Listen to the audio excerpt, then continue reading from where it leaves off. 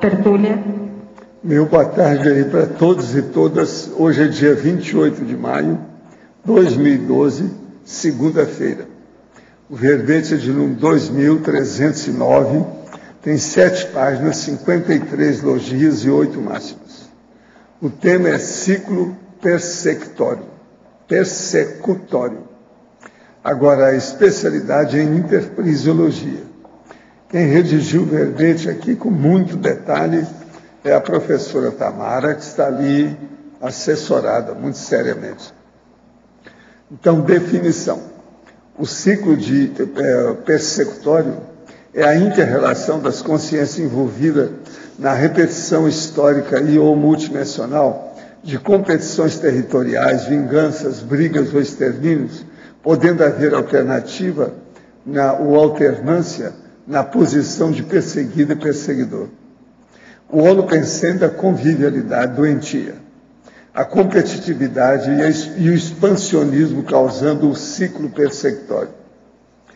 As contendas por terras, as contendas por heranças, o estrategismo anticosmoético, as similaridades entre as brigas e a vida selvagem dos animais, lutando indistintamente pela sobrevivência.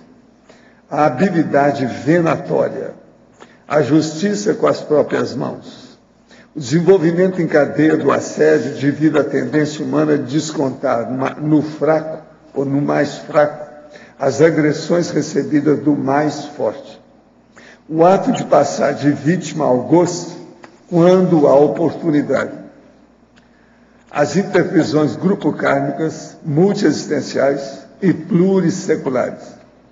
A consciência alternando as ressomas entre dois polos antagônicos do ciclo persecutório.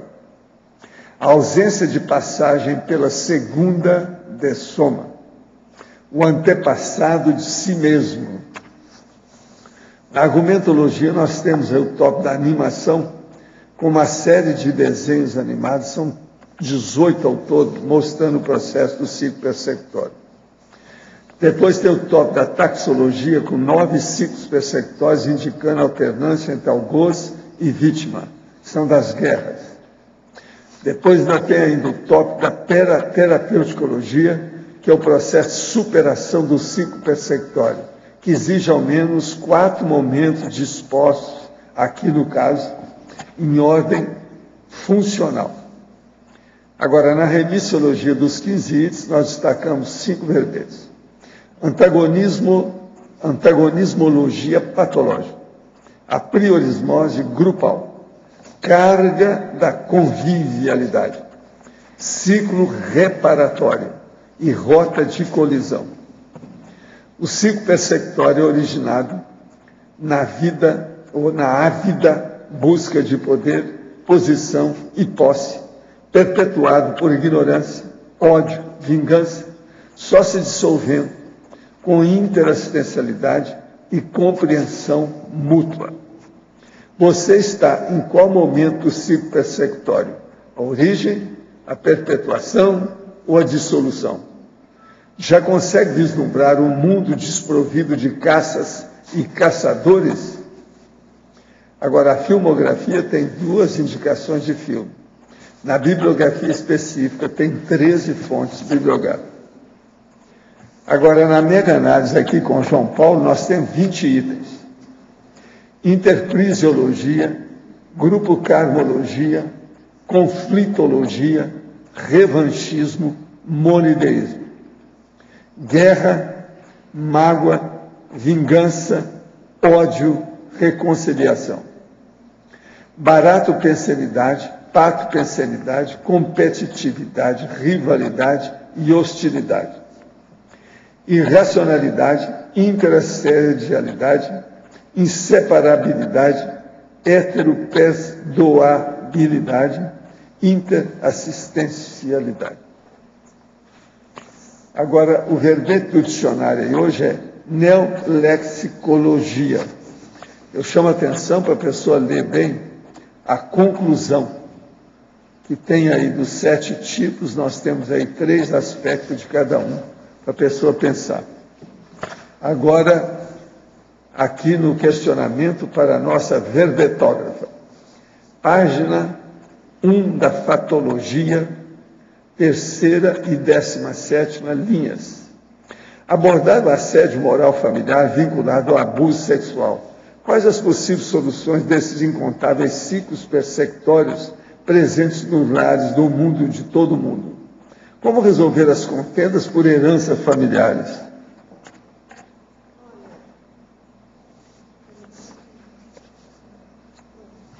Eu acho que, assim, em relação ao abuso sexual, é denunciar, né? É denunciar, é não ser conivente, é buscar ajuda psicológica para ver o perfil da criança, se ela realmente tem traços de quem está sofrendo abuso sexual, porque existem certos traços que demonstram isso. E lembrando do Estatuto da Criança e do Adolescente, que todo mundo é responsável pela criança. Então não são só os pais que são os responsáveis. Se você é professor da criança e você percebe que a criança está sendo vítima de algum abuso, você se torna corresponsável se você não busca alguma forma de denunciar isso. Por isso que é importante que as cidades mantenham fortes conselhos tutelares, o que muitas vezes não acontece. E aí a escola, quando quer denunciar, às vezes fica de mãos atadas. Mas é importante se dar conta disso. Em relação a contendas por terras, por heranças, quer dizer, eu acho que o ideal é sempre abrir mão de herança, sabe?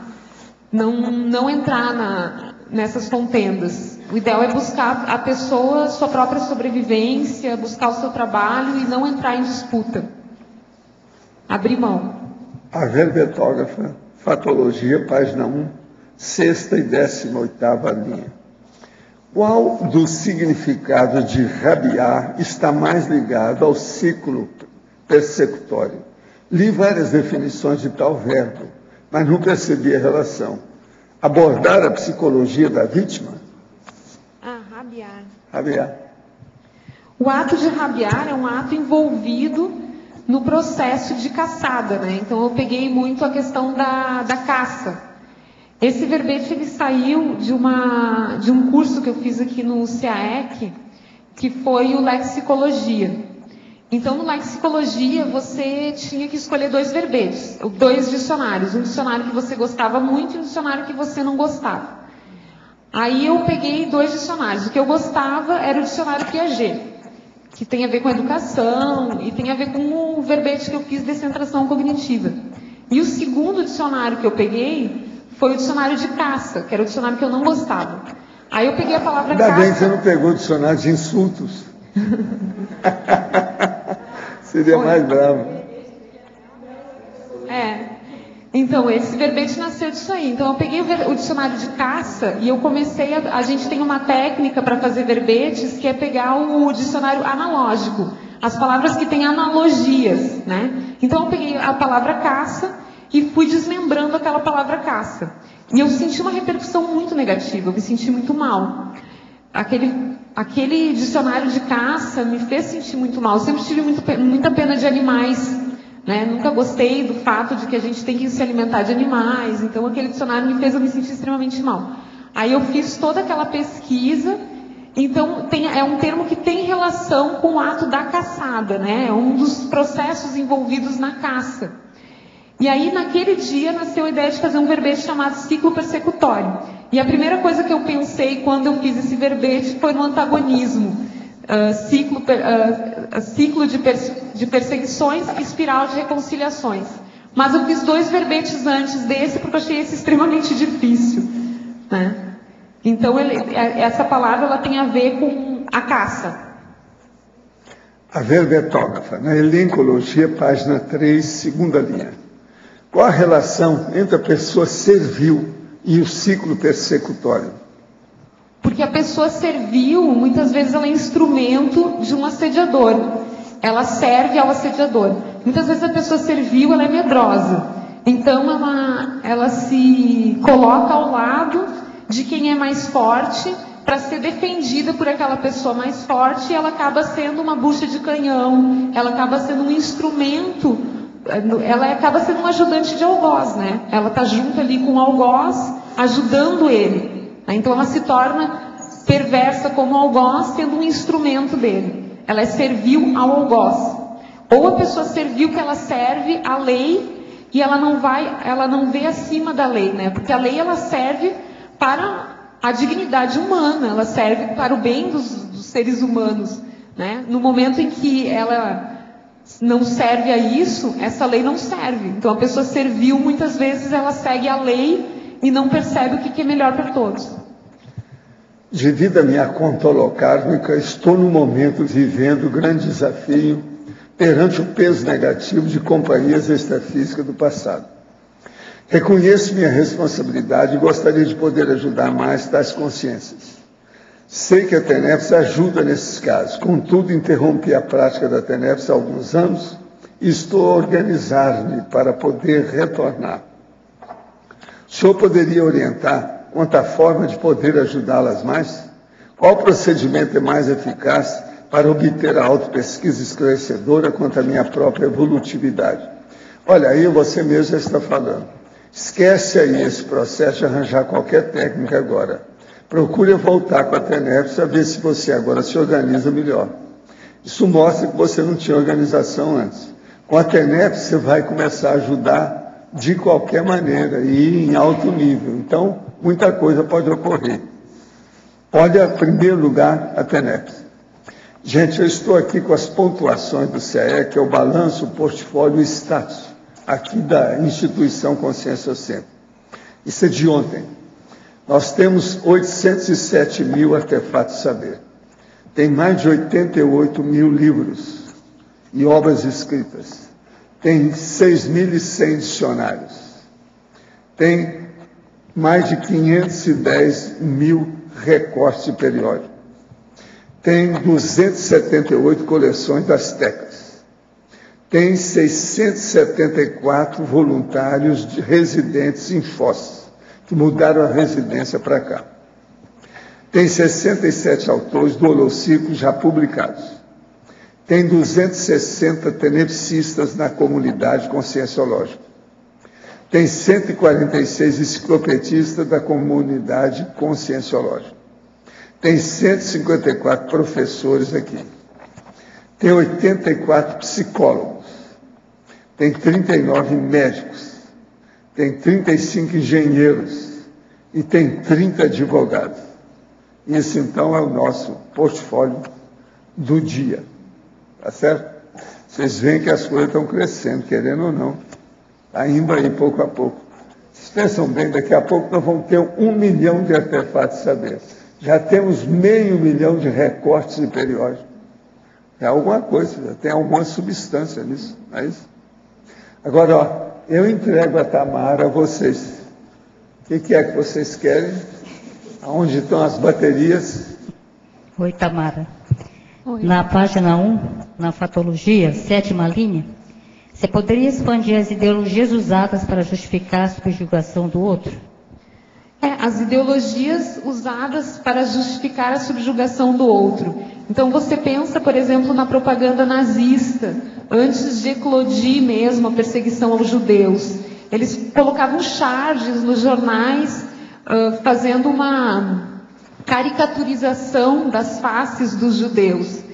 Então eles faziam uma propaganda, tornando todos os traços dos judeus caricaturizados, para colocar as pessoas mesmo contra, né? Então, isso é uma questão da ideologia.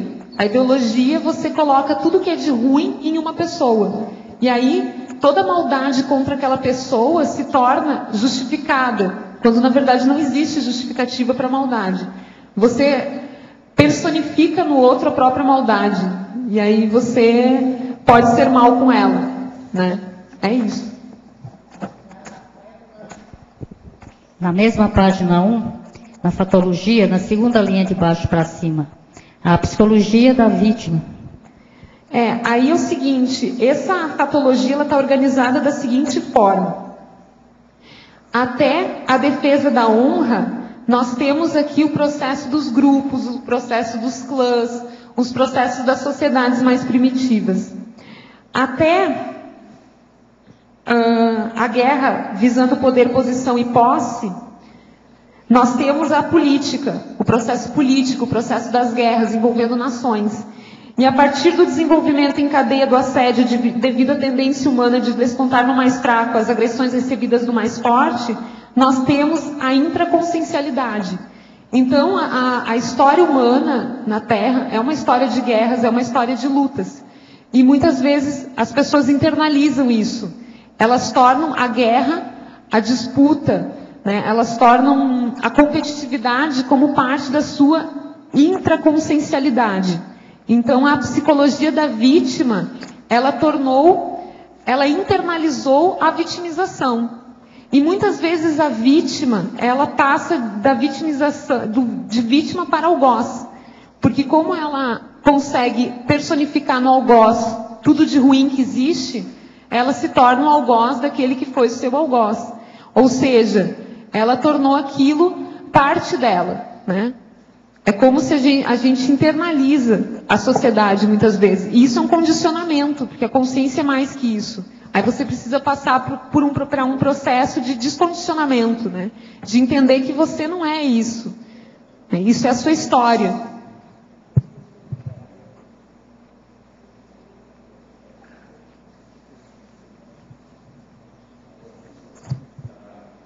Aqui em cima, por gentileza, poderia explicar na feminologia ou masculinologia o que significa o último item?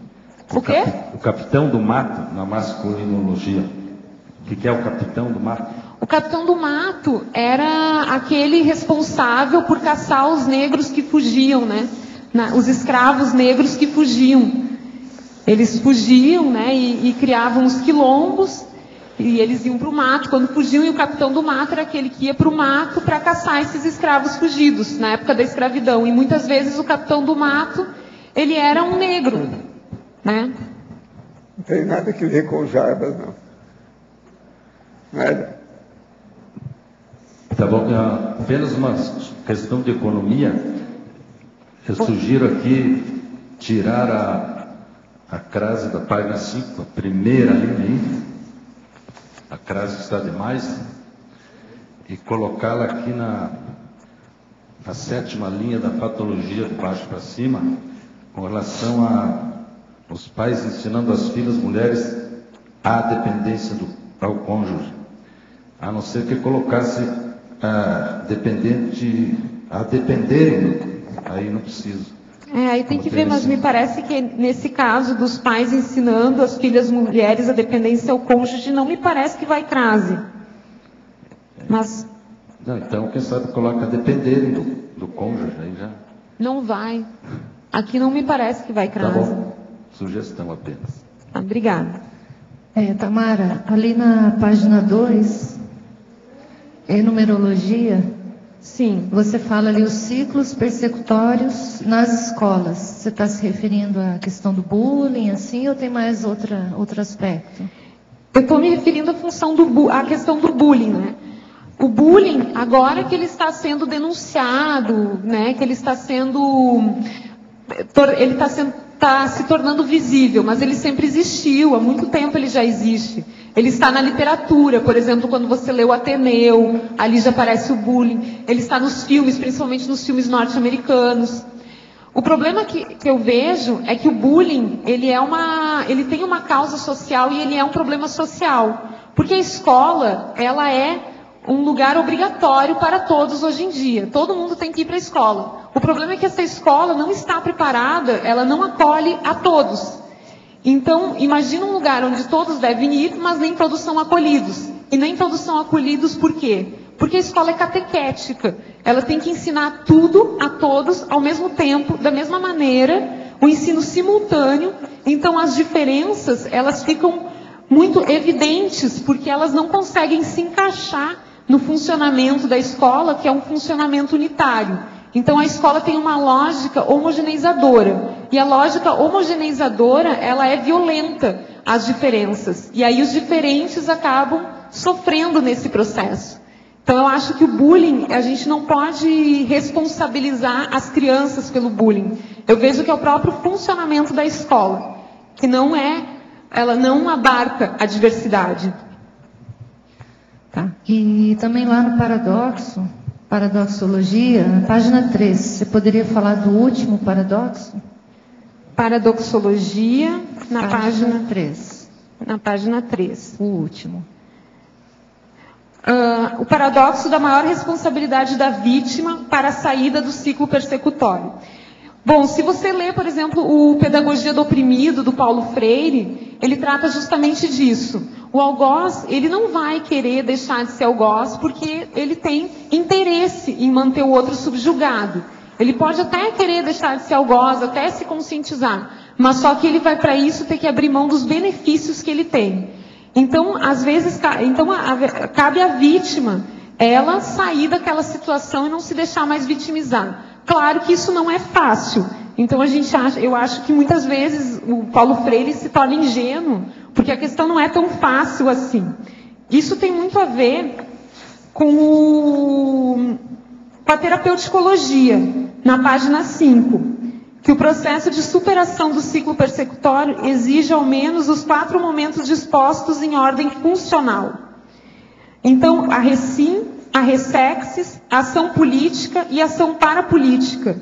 A ação política ela é necessária muitas vezes, né? Então, uma pessoa que sofreu abuso sexual, por exemplo, ela pode se tornar um abusador sexual ou ela pode fazer com que outras pessoas não sofram aquilo que ela sofreu. Criar uma organização, criar uma política, né, com vistas a dirimir esse problema do abuso sexual. Eu acho que isso é muito importante, a gente vê muito isso, né? A pessoa que é vitimizada, ou ela se vinga, ou ela quer fazer com que os outros sofram aquilo que ela sofreu, ou ela cria um meio para que aquela violência não se repita. Ela torna-se como se fosse uma isca lúcida, né? É o caso, por exemplo, que eu vi na televisão uma vez, um pai, que o filho dele não foi atendido no SUS e por causa disso ele morreu. Aí o pai tomou todas as medidas políticas que ele poderia tomar, denunciou, entrou na justiça. E ele disse assim, que o que ele quer não é vingança. O que ele quer é que o que aconteceu com o filho dele não aconteça com outras crianças. Então, eu acho que isso é muito importante. A gente deve, quando recebe uma violência, não querer fazer com que os outros sofram aquilo também, mas querer ser o último a sofrer aquela violência e fazer alguma coisa efetiva para que aquela violência não se repita, né? Então, que eu seja o último violentado, é isso que eu penso. E aí você tem que ver muito a questão do sentimento mais profundo dessa pessoa, né? Que no caso é a intencionalidade. A intencionalidade é a vingança ou é a resolução do problema? Ok. Tamara, aqui faz favor. Patologia, na 5ª linha ali, não sei se já foi comentado, habilidade venatória. Podíamos expandir essa ideia? A habilidade venatória é a habilidade de caça, né? São as habilidades envolvidas na caça. Ok, positivo.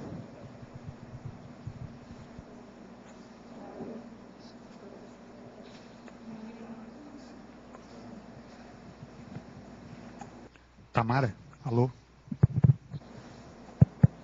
Alô? Alô? Oi. Em mitologia, os mitos em relação a grupos usados como álibis para perseguições e genocídios. Quais são esses mitos em relação a grupos? Depende, né, do mito. Mas se você pensa no bullying, por exemplo, o mito de que aquela criança é uma bocó, né, de que aquela criança é um corinho. Aí se você pensa nas guerras, né, o mito de que, por exemplo, da pureza racial, né? Então, isso é um problema que a gente tem, às vezes, na intraconsciencialidade, muitas vezes de entender sempre se colocar no lado do bem e o outro ao lado do mal, né? Então, esse Você tem uma colega aqui hoje, a Sheila, lá. Ela é colega do assunto. Colega do quê? Desse assunto. Por quê? Você não conhece ela, não? A Sheila? É. Ô, Sheila, você é ou não é? Você não é especialista nesse assunto? Na verdade, tudo que ela está falando é um reconhecimento de mim mesmo.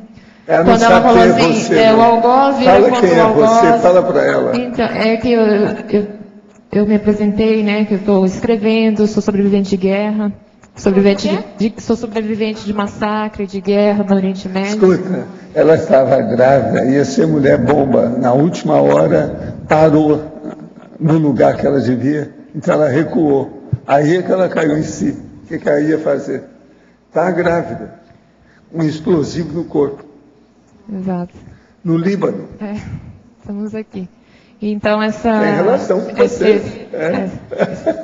Esse tema, eu sempre venho num tema que é tão específico. Escuta, ó, os Zaslaves, que é judeu, autêntico. Eu só ia explodir, Mas ele não é mas não vou mais. Não é sionista. Pois é, mas ela é libanesa, mas ela também não é Eu xiita. desisti, Eu ia. Não, estou apresentando meu povo. Vamos ter que fazer paz nessa fronteira. Seja bem-vindo. Você não tinha visto ainda a Sheila, não, né? Não.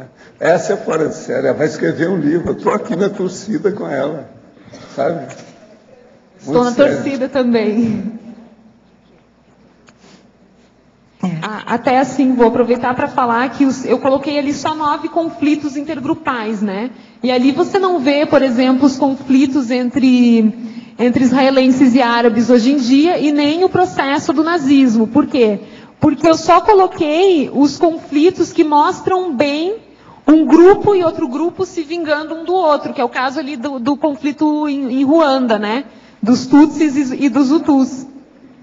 Então, aquilo que é bem o gato e o rato mesmo, é o ciclo persecutório. Um pega o outro. Interessante esse paralelo que você fez da listagem dos desenhos, né? E das guerras. E eu queria que você falasse um pouco, então, sobre essa questão dos desenhos e da influência disso nas crianças, porque o que me chamou a atenção, realmente eu nunca tinha parado para pensar no quão é importante o ciclo, né? Não ter fim, não ter matança. Já meti o pau nisso aí, não sei quantas vezes. Não ter matança para a coisa continuar, né? É assim, ó, eu sou pedagoga, não sou historiadora, então você vê que tem mais desenho do que guerra. E outra coisa também, que quando eu pensei em ciclo persecutório, a primeira coisa que eu pensei foi no Tom e Jerry. Aí depois eu o mais clássico. Do conflito em Ruanda. Em Ruanda, que é uma coisa assim, eu vi vários documentários sobre, eu fiquei impressionada, né, com o que aconteceu. Mas eu fiquei pensando, né, esses desenhos animados, eles são aquilo que a gente dá para nossa infância. Então a criança nasce aqui... E os videogames? Os videogames, a gente colocou aqui. Videogame é pior ainda. É o que a gente oferece para a criança. Que ela nasce aqui, ela teve uma perda de cons, o que é uma grande oportunidade, né? Para ela conseguir fazer novas sinapses. E aí a gente bombardeia essa criança com desenhos de guerra, com jogos de videogame. Mas por que isso? Porque a humanidade ainda é adulto-criança. Nós ainda estamos na infância da humanidade, de certa forma.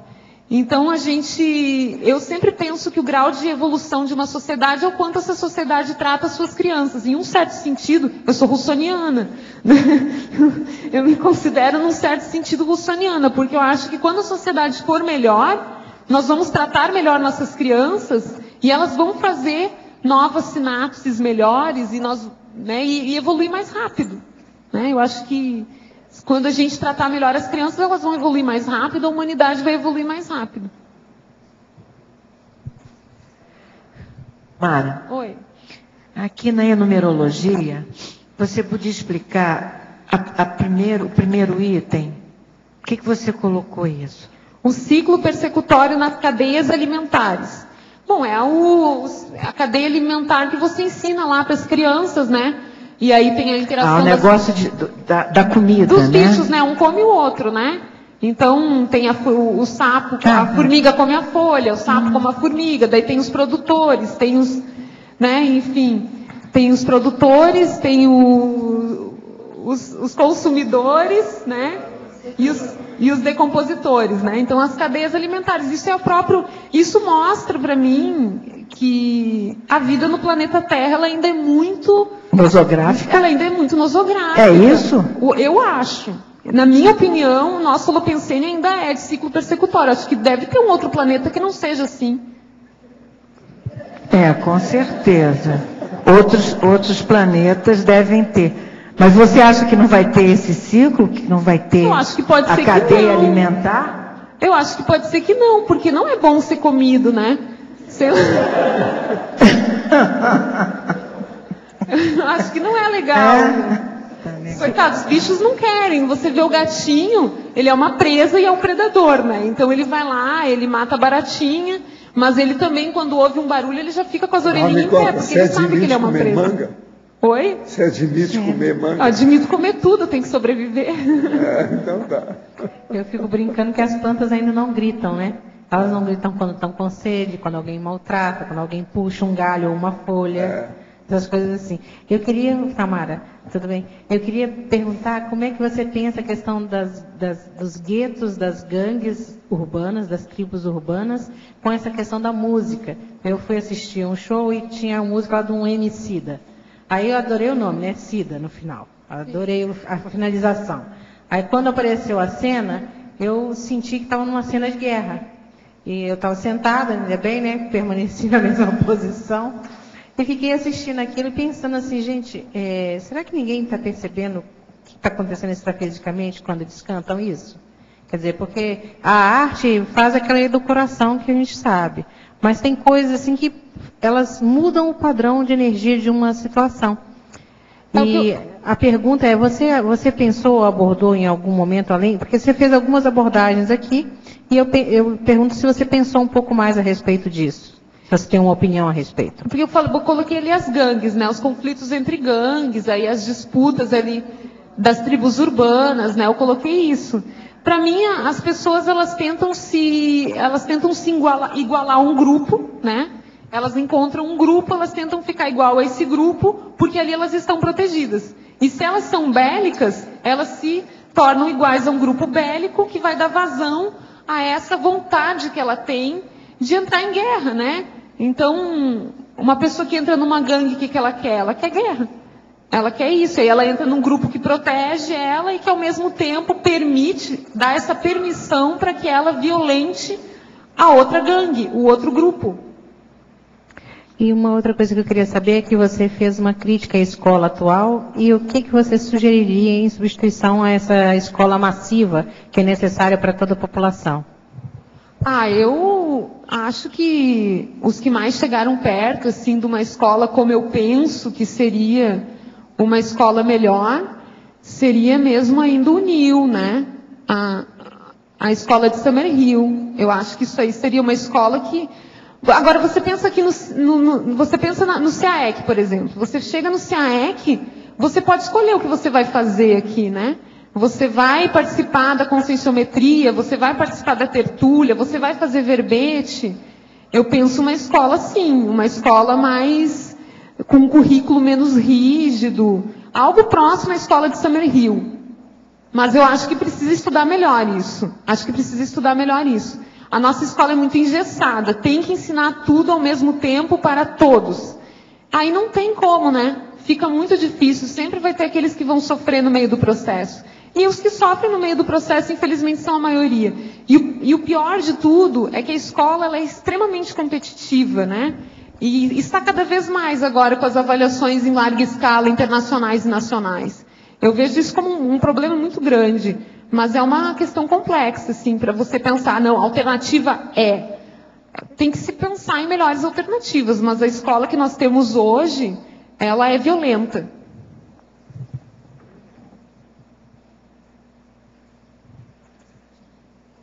Tamara, aqui no UB, ainda em relação a essa questão da educação, no caso das faculdades, o que você acha do método do PBL, que está sendo muito divulgado e difundido agora? Eu sei, é o método de resolução de problemas. Olha, eu acho que a faculdade ela é diferente da escola. Porque para a faculdade você vai para aprender a exercer uma determinada profissão que você escolheu.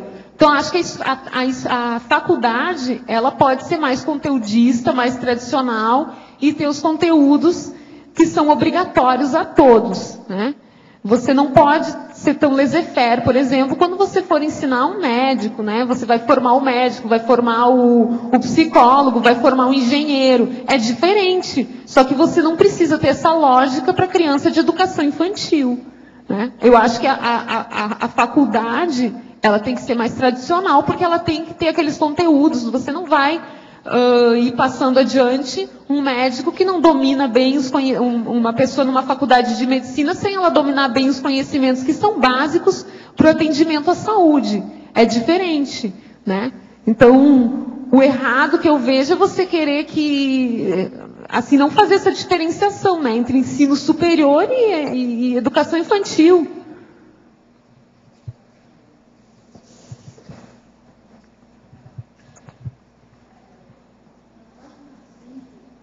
Você já falou sobre os 4 itens da terapeuticologia, mas eu queria que ainda você explanasse um pouco mais essa ação parapolítica, a interassistência multidimensional, como sendo uma ação parapolítica. Você poderia explorar um pouco mais?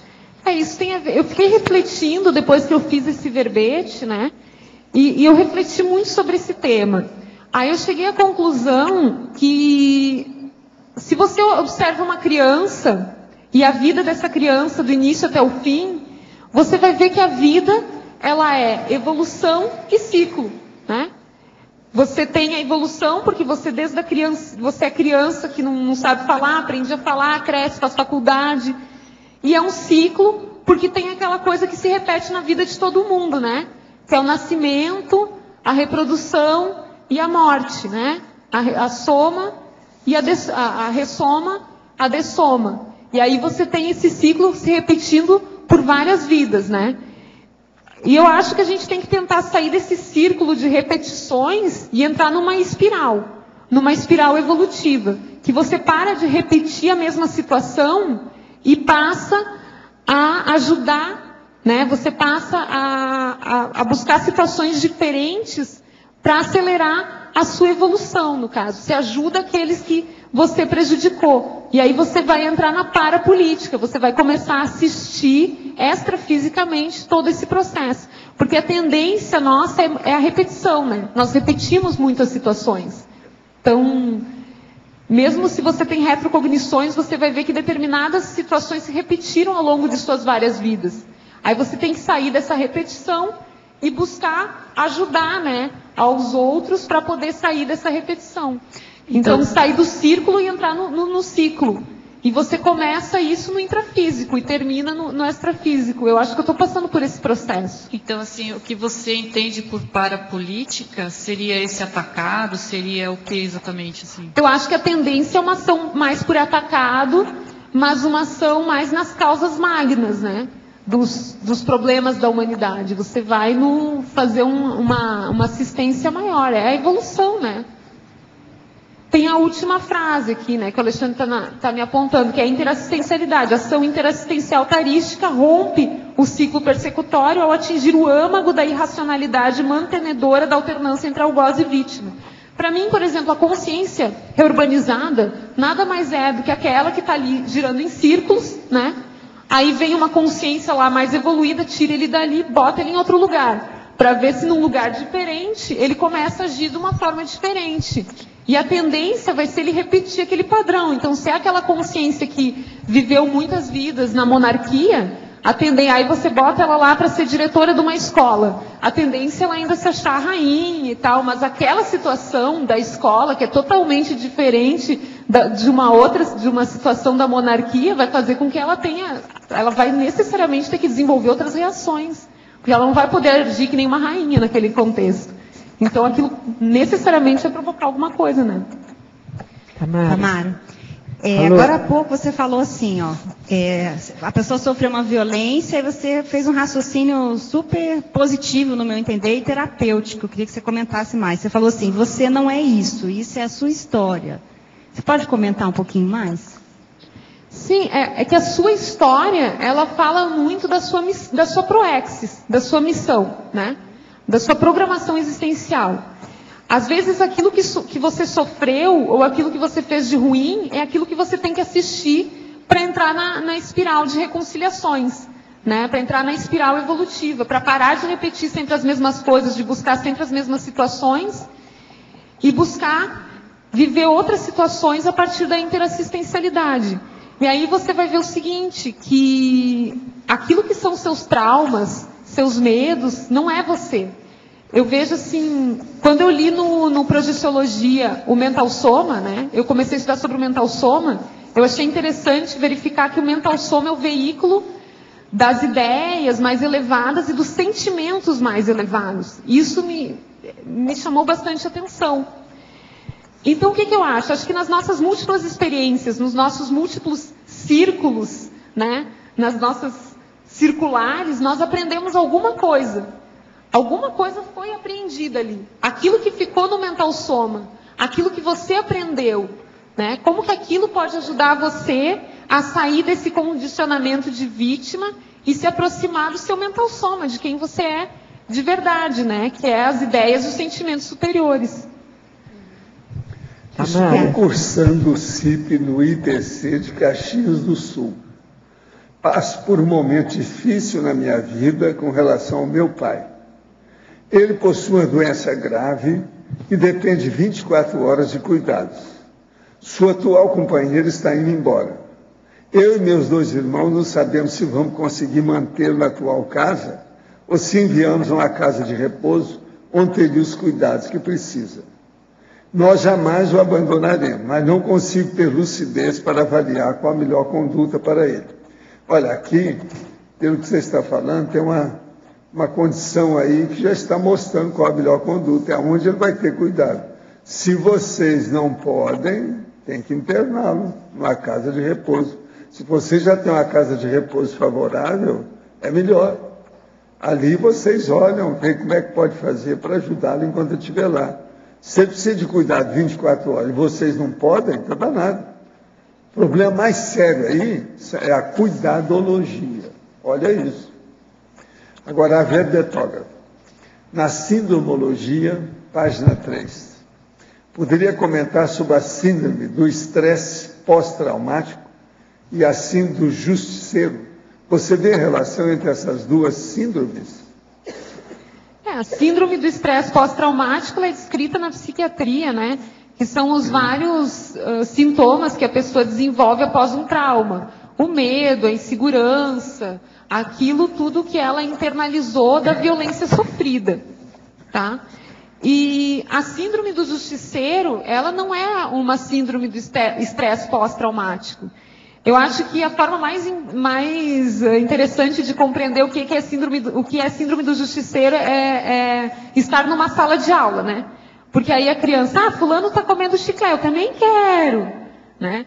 Fulano fez isso, eu também quero fazer. Isso é síndrome do justiceiro, aquela coisa assim, eu quero ter aquilo que o outro tem, se o outro fez, eu quero fazer também. Você não está preocupado com a justiça, você está preocupado em ter um ganho com a justiça a partir da ideia de justiça que você faz, que é mais para uma justiça, lei de talião, sei lá, mas não é a justiça de verdade.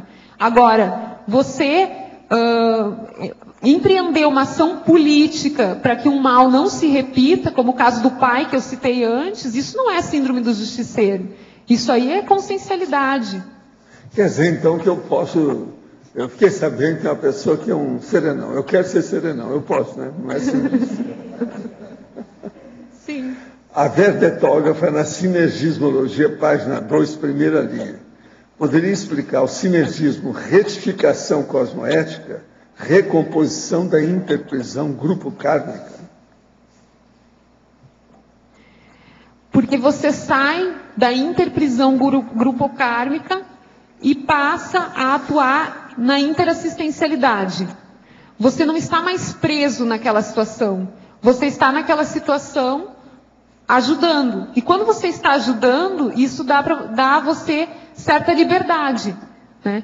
Então, quando você está preso em uma situação, a melhor forma de se libertar é ajudar, sabe? E para isso você tem que se recompor com o grupo. E não é fácil. Isso exige estrategismo cosmoético.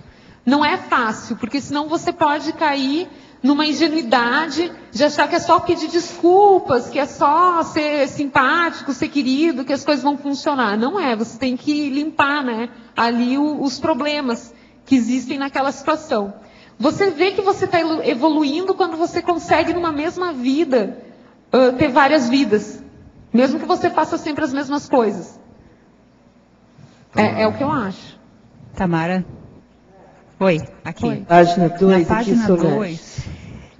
Página 2, binomiologia. A falta de vivência do binômio. Admiração e discordância enraizando o ciclo persecutório. Você poderia dar exemplos de como que a gente poderia evitar essa falta de vivência? Você tem alguma casuística para a gente vivenciar o binômio admiração e discordância? A casuística sou eu mesmo, assim, porque eu sempre tinha esse costume, sabe, de achar que o outro era o mal e eu era boa. Então, eu sempre achava que eu estava do lado do bem. Eu sempre era a boa, né, e o outro era o mal. Aí eu fui me dar conta que isso era um pensamento de clã, que não era bem assim. E aí eu comecei a ter autocrítica cotidianamente. E aí a coisa pega, porque você começa a ver seus problemas, né? Você começa a ver que você não é tão bom assim. Muitas vezes, o outro só é mal porque você consegue cutucar o outro até ele mostrar o monstrinho interno dele, né? Então, você faz o outro ser mal. Você age de modo a provocar o mal no outro. É isso que eu noto. Então, admiração e discordância é uma coisa que tem que ser primeiro em você e depois no outro. Você tem que discordar um pouco de você para poder concordar com o outro. Tamara, aqui agora. Na página 2, lá embaixo, em paradoxologia, eu gostaria que você explicasse o segundo e o terceiro paradoxo, por favor. O paradoxo da corresponsabilidade entre vítima e... o segundo e o terceiro. Isso. O paradoxo da vítima tornar-se ajudante de algoz. Claro, porque ela quer, para se livrar do algoz, ela se torna o ajudante dele. Então é aquela pessoa que ela tem tanto medo, ela é tão pusilânime, que ela chega numa instituição e ela vê quem que é o assediador aqui. Eu vou me tornar amiga dele. E aí essa pessoa fica feliz, né? Porque ela não é a vítima, é o outro. Então, às vezes, nas instituições ocorre isso. Escolhe-se alguém para ser o boi de piranha, para ser a vítima. Aí fica ali o algoz vitimizando aquela pessoa, os outros não fazem nada. Às vezes, eles nem concordam com aquilo ali, né? Nem concordam com aquilo ali, mas ficam do lado vitimizando, porque aí ele está se despistando. Ele não é a vítima enquanto o outro for a vítima. Então, às vezes, a pessoa passa de uma instituição para outra, na primeira instituição ela foi vítima, e na segunda ela já se torna, que é a questão do mobbing, né? Ela já se torna a ajudante do algoz para não sofrer mais aquela vitimização, ela aprende, né? Nas instituições públicas é muito comum você ver, assim, as pessoas super na retranqueira, né? Porque já sofreram tudo que podiam sofrer, aí elas só ficam se defendendo ali, são super na defensiva. Mas nem ocorre para elas de usar a inteligência que elas usam para se defender, para atuar nas causas magnas do ciclo persecutório. Pelo menos tentar, né? Pode ser que ela não consiga, aí que peça demissão e vai fazer outra coisa na vida. Mas tem que pelo menos tentar. Tamara, ainda um complemento sobre isso. Você tinha dito também assim, nessa codependência do algoz, né? O algoz se tornando algoz e aquele que tem uma depressão pós-traumática, ou daqueles que querem se vingar, ou ainda daqueles que conseguem ser tão pior, né? E codependente da maldade que sofreu. Numa opinião particular sua, enquanto que tenha escrito isso, considerando aquela ideia assim, quer ter paz, prepara-te para a guerra. Você acha que trata-se de a gente ter mais defesa e intimidação ao outro, de que não somos tão frágeis? Ou no meio de uma situação extrema, onde você, num assédio, pode ser psíquico, moral, físico, qualquer que seja, ou todos eles juntos, Aí você falou assim, vingar-se não é a real justiça. Dentro desse padrão constitucional, o que seria otimizado para uma vítima, para alguém que não é que está no porão ainda dessa consciência retrógrada ou primitiva, mas que sofre, ou que sofreu todos esses tipos de... essas formas hostis, vamos dizer assim. O que seria, na sua opinião? Olha, eu acho que, em primeiro lugar, o maior poder da pessoa é ela ter real consciência daquilo que ela pode e daquilo que ela não pode. Assim, com sinceridade.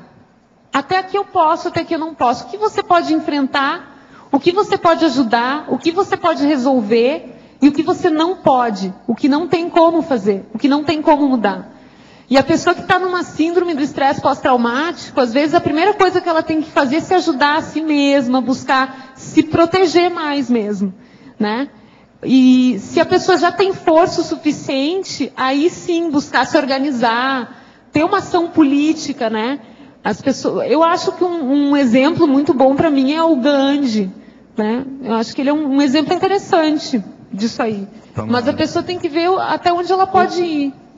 Então, seria o que seria mais priorizado é a luta pacífica, desarmada. Por exemplo, Gandhi, ele era adepto a fazer, vamos dizer assim, greve de não fome, violência, né? a sofrer a violência sem revidar e tal, e tudo mais.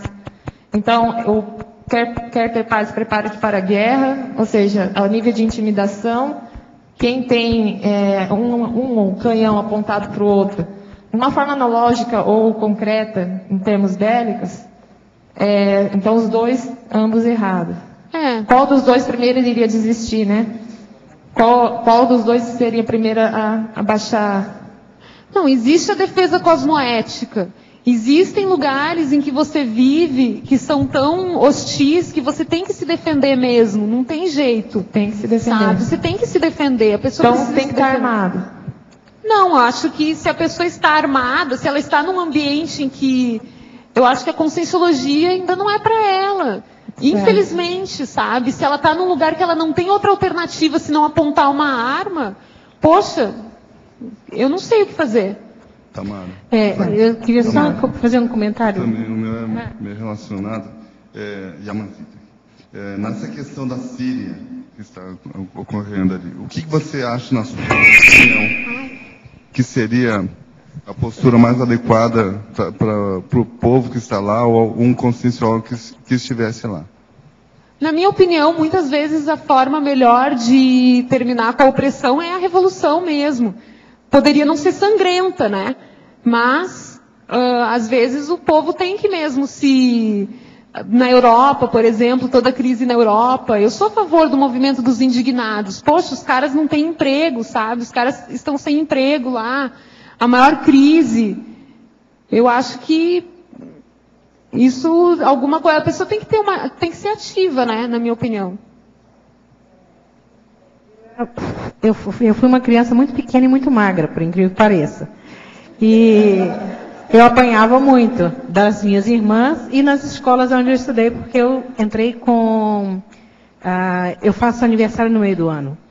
Então eu entrei nas escolas todas por um período muito pequeno, até os 7 anos, eu apanhava em todas as escolas. Então a minha mãe dizia que a melhor coisa era ficar grudada na professora, primeira coisa. E a outra das minhas irmãs era manter uma distância. Então eu descobri as árvores nessa época e eu vivia nas árvores. Então a minha mãe me ensinou algumas coisas, como ela dizia uma coisa: a distância é sadia. Então que eu mantivesse uma distância boa e que para que elas não me pegassem. Basicamente era isso, porque ela tinha que sair e fazer as coisas. Não tinha opção. E ela também não ia ficar parada a vida dela me defendendo. Não tinha como.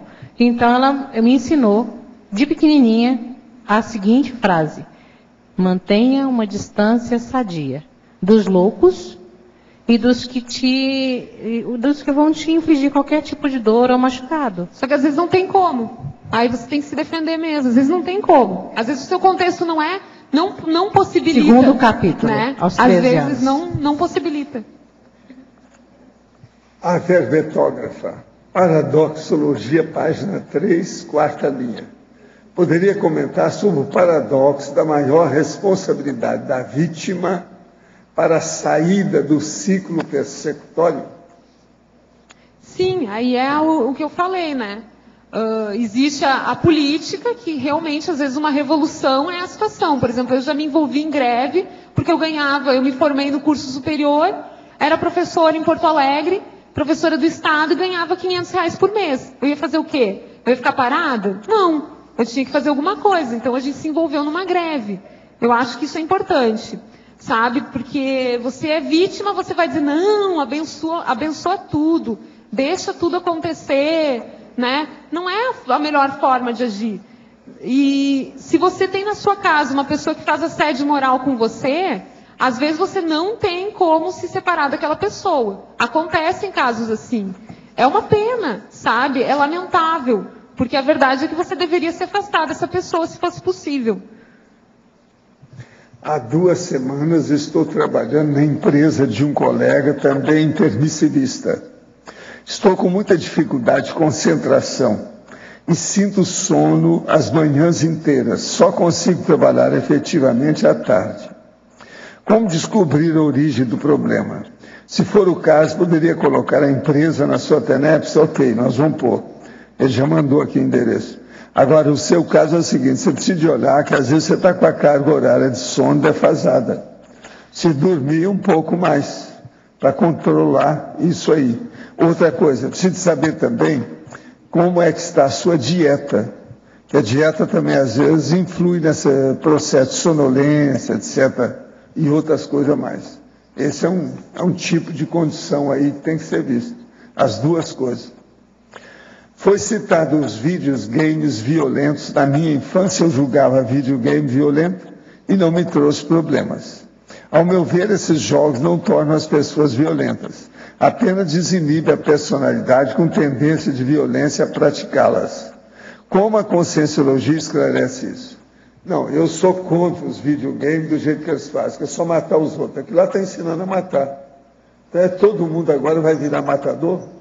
Videogame é isso. E outra coisa, a pessoa que passa sexta, sábado, domingo com videogame o tempo todo, tá certo? Isso é uma mania belicista. O que você tem para falar? Não, isso é a mesma coisa da pessoa que diz assim, eu apanhava na infância e olha que estou aqui hoje forte, né? E aí vai lá e surra o próprio filho, porque apanhou na infância e ainda está bem. Mas a pessoa não fez uma análise profunda da sua intraconsciencialidade para saber o que ela internalizou daquela violência e que às vezes ela vai demorar vidas e vidas tentando resolver aquilo.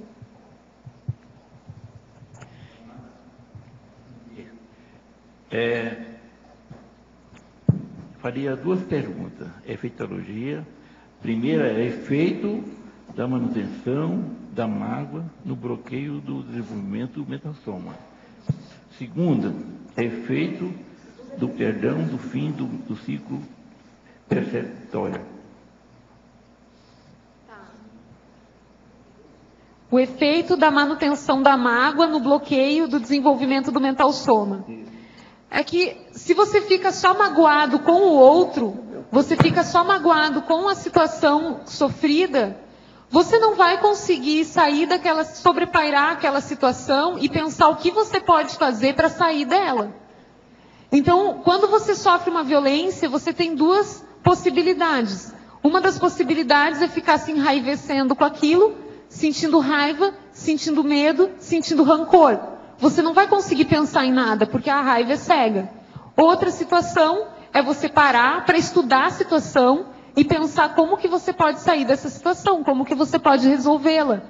E aí você tem que, assim, deixar a mágoa de lado para pensar com lógica.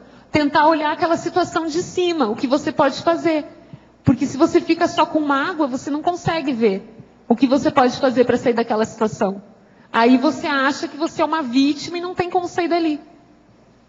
Você tem que pensar com lógica, com racionalidade. Por exemplo, uma pessoa que é uma mulher esposa de um marido que é um assediador moral e ela depende dele financeiramente. Ela tem 2 alternativas. Ou ficar ali sofrendo assédio moral a vida toda, sem sair daquilo ali, Ou parar e pensar, não, vou fazer uma faculdade, vou arranjar um emprego e vou sair daqui. Ou então vou entrar na justiça para conseguir uma pensão. Entende? Ela tem que tentar pensar como ela vai sair daquela situação. E por isso que a mágoa bloqueia o mental soma, porque você fica com tanta mágoa que não consegue pensar.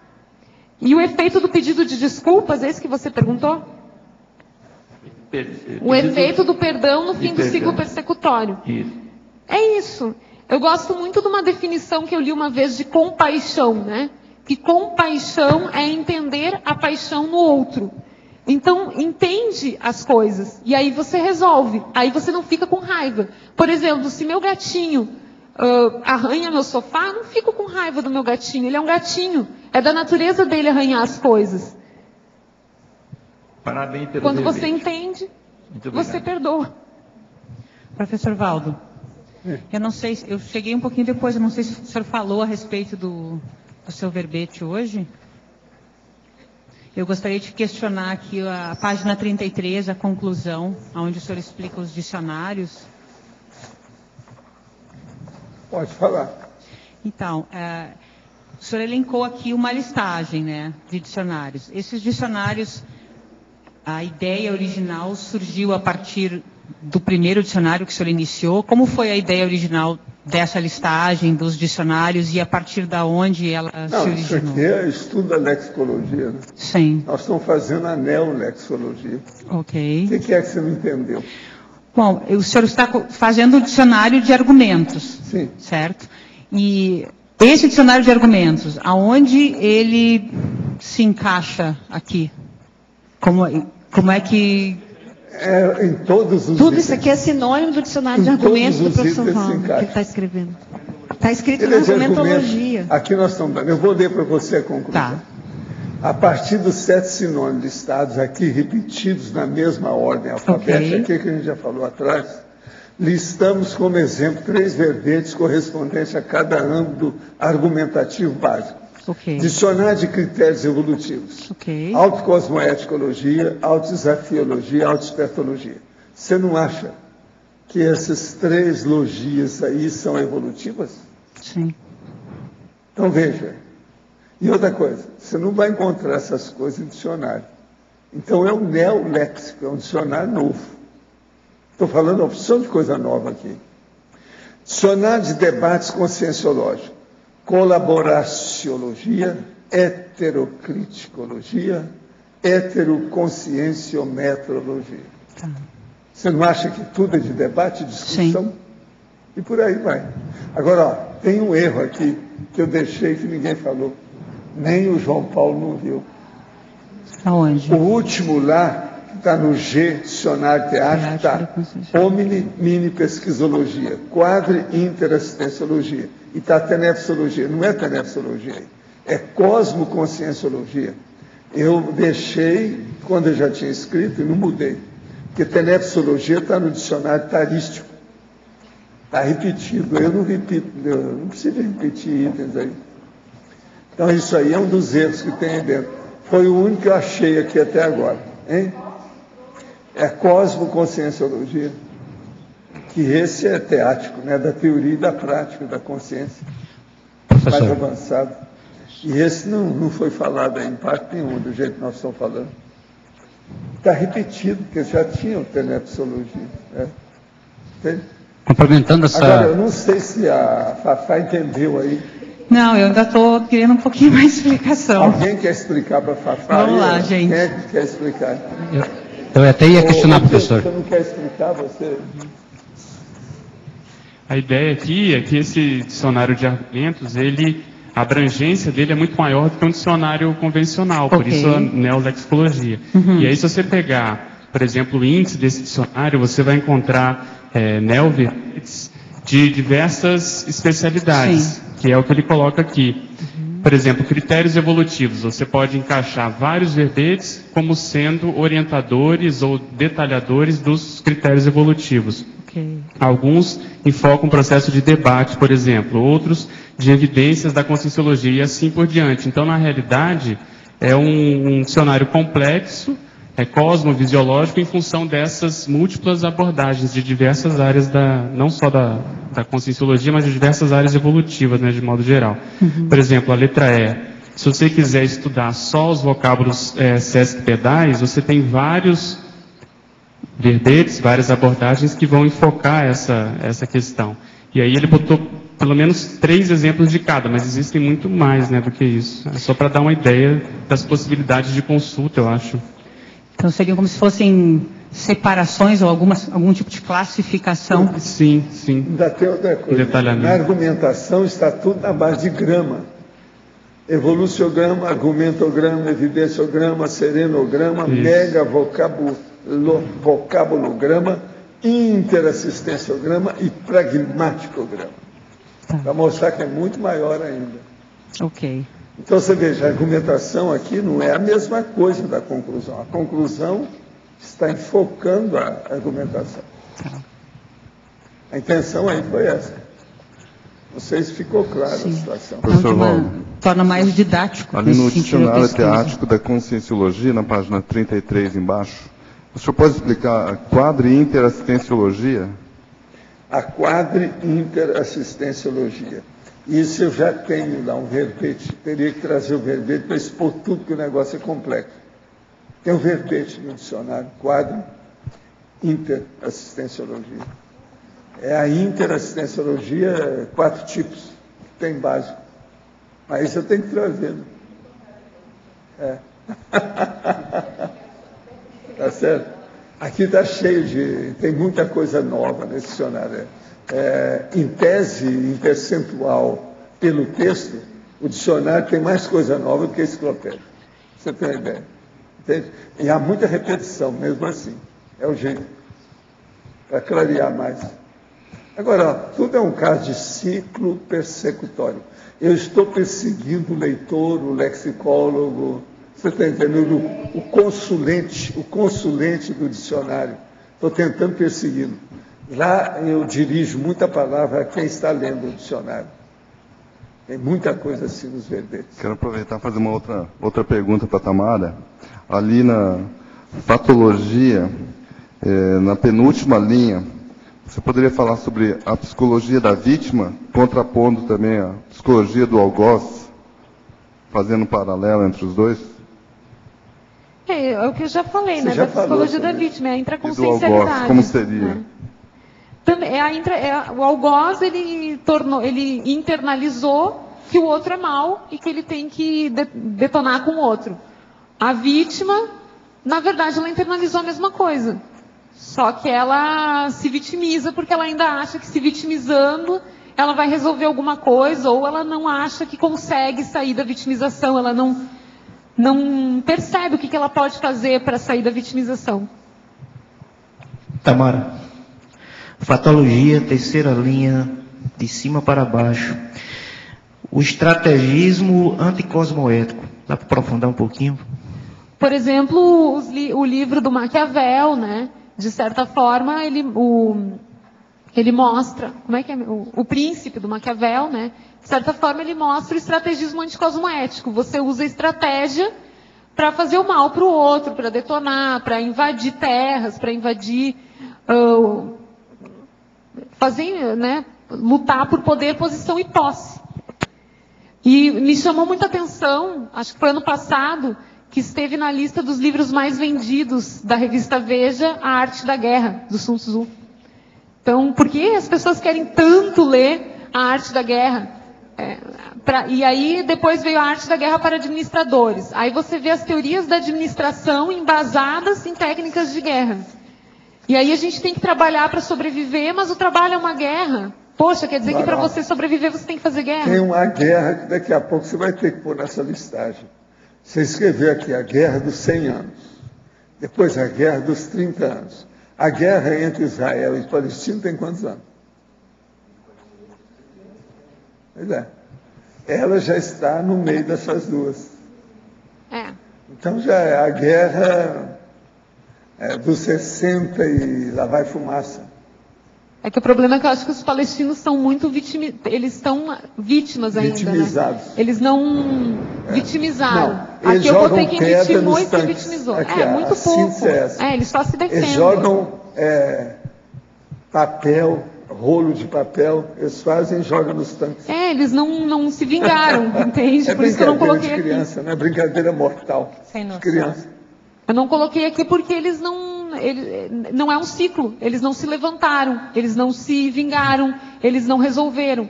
Né? Mesma coisa, pelo mesmo motivo que eu não coloquei o nazismo. Eles são sádicos e se matam, né? Sim. Gosto deles. Isso que é o pior da não história. chega a ser um ciclo, né? Eles são vítimas, eles estão sendo vitimizados há muito tempo. Como guerra, eles já estão chegando mais ou menos a 60 e lá vai fumaça. Né? Exatamente. Pelo menos 50 são, meio século. Pois é. 48 são 52, com mais 64. Por aí. O interessante é que eu fiquei pensando nos judeus, e eles não chegam a se encaixar no esquema gato e rato que eu quis colocar aqui. Agora, eles são perseguidos total, né? E perseguem todo mundo. Eles não têm superiores. Tinha que fazer outro verbete para eles. Outra. Eles só são gato. Meu Deus, são difíceis. Professor. Teria que ver outro tipo de guerra para encaixar eles. Eles não estão bem aqui. Não, esses não são patrícios dos Chazelados. Oi? Não são patrícios dele, não. Não. Aqui no D, professor. Aqui ao seu lado esquerdo. No verbete do dicionário, na exegeticologia, não sei se o senhor já comentou, a questão da neolexicologia é indispensável aos estudos analíticos, energéticos e parapsíquicos, quando abrangentes e aplicados a qualquer linha de cogniciologia terrestre, intra e extrafísica. O que você acha? Seria como se a neolexologia fosse uma terapia, de certa forma, para a evolução como um todo. Porque o contexto energético e parapsíquico é a base do processo evolutivo, né? Mas é parapsíquico também, é a base de tudo, né? É o jeito da pessoa se manifestar.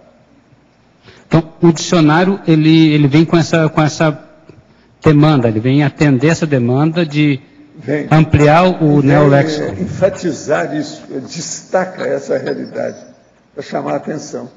Agora, tudo isso é comunicologia. Por exemplo, isso que a Tamara está estudando, o ciclo persecutório. É um processo de comunicação. Se eles não se comunicassem, não teria perseguição. Então você veja como esse negócio de comunicação é brabo. O argumento aqui é omnicomunicológico. Você entendeu? É por isso que a gente está falando. E é por isso também que a Fafá levantou a lebre ali da questão, porque ela queria saber por que esse dicionário tem relação com isso. Entende? Agora, veja bem, eu falei já isso aqui lá no dicionário, esses 7 itens tipo dicionário, eu estou falando na introdução do livro. Porque isso aqui é pessoa que já tinha lido alguma coisa, que andou falando isso junto comigo, eu coloquei tudo aqui. Então, ele é um dicionário de critérios, de debate, evidência, de pesquisa, de vocábulos, cespedais, hereditários e eleteático. Tudo lá dentro. Se nós pegarmos a enciclopédia, ela, de certa forma, ela amplia o conscienciograma, né? Amplia estudo.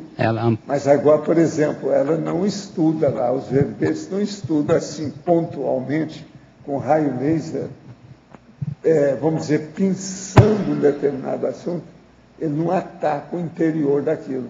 São poucos os temas. Porque, se nós formos fazer isso, você teria que acabar com todos esses dados aqui, ó, fatologia, tudo que está aqui em ponto e vírgula, você teria que explicitar isso aqui. Então, a enciclopédia ia ficar com 1 milhão de páginas aí em pouco tempo. Não dá para fazer isso aqui com pouco. Nós somos uma micro-minoria. Pode ser que daqui a algumas vidas nós vamos poder fazer uma enciclopédia de macho, madura, grande. Por enquanto é de criança. Entende como é que é? É o jeito. Ela está com 10 mil páginas hoje, isso não é nada. Precisa de ser muito mais. Isso é igualzinho o caso do consensograma, que eu falei. Ele tem 2.000 páginas. Aqui precisa de levar 2.000, vamos dizer, itens, né? Pergunta, questionamento. Precisa levar para pelo menos 50.000. É como se o dicionário ele ampliasse os aspectos da fatologia e parapatologia. Tudo. Entrando... E a terapia também, a terapêutica. Agora, depende do que é, onde é, de que modo. Tem que ler o dicionário para ver. O dicionário, esse aqui, ele dá as ideias assim, mais pontuais e às vezes mais abrangentes. Tem coisa que não tem na enciclopédia. O senhor comentou uma vez que o dicionário ele tem uma linguagem mais, não seria coloquial, mas uma linguagem mais entendível, uma linguagem mais... mas também ele é mais complexo em certas áreas.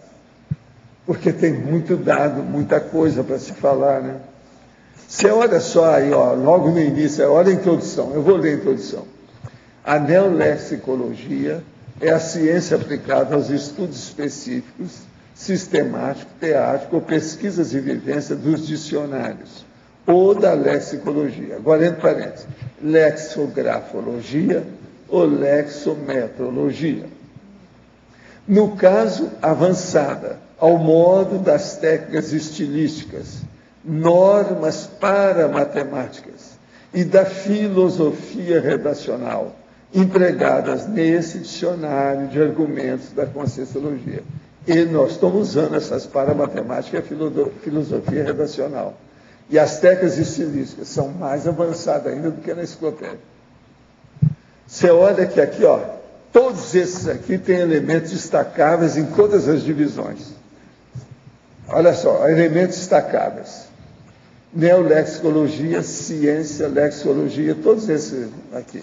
Lá no anunciado tem neolexicologia e cogniciologia terrestre. Na premissa está escrito dicionário. Na argumentação tem dicionário, 7, sinônimo da introdução, depois tem todos eles entre parênteses. Agora, na conclusão, tem 7 sinônimos, 3 verbetes e o negócio tudo repetido aí com o dicionário. Tudo são elementos destacáveis. A enciclopédia tem muita coisa que não é destacável.